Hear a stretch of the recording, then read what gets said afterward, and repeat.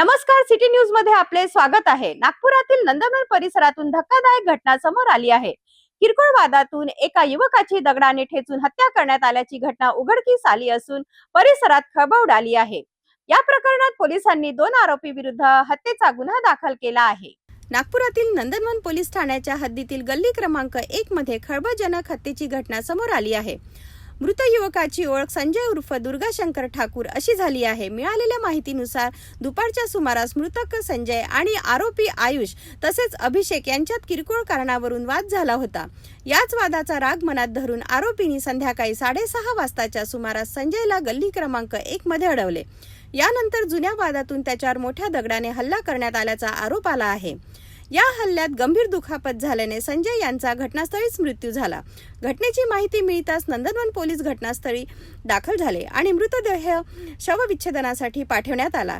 या प्रकरणात पोलिसांनी आरोपींविरुद्ध भारतीय न्याय संहितेच्या कलम 103 अंतर्गत हत्येचा गुन्हा दाखल केला असून पुढील तपास सुरू आहे। डेटर्स में कौन आरोपी? कल रात में 6:30 बजे मृतक नामी संजय उर्फ मोनू दुर्गाशंकर ठाकुर ये नंदनवन जोपुरपट्टी गली नंबर 1 में खड़ा था। उस टाइम में आरोपी नाम है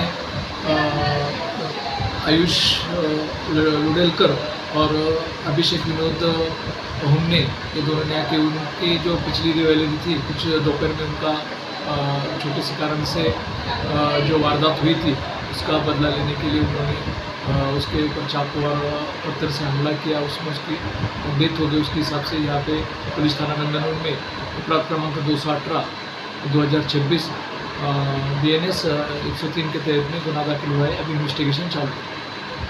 किरकोळ वादातून घडलेल्या या हत्येचे परिसरात खळबळ उडाली असून पोलिसांचा तपास सुरू आहे। या प्रकरणात पुढे आणखी कोणती माहिती समोर येते हे पाहणे महत्त्वाचे ठरणार आहे। अशाच महत्त्वाच्या बातम्यांसाठी पाहत रहा सिटी न्यूज।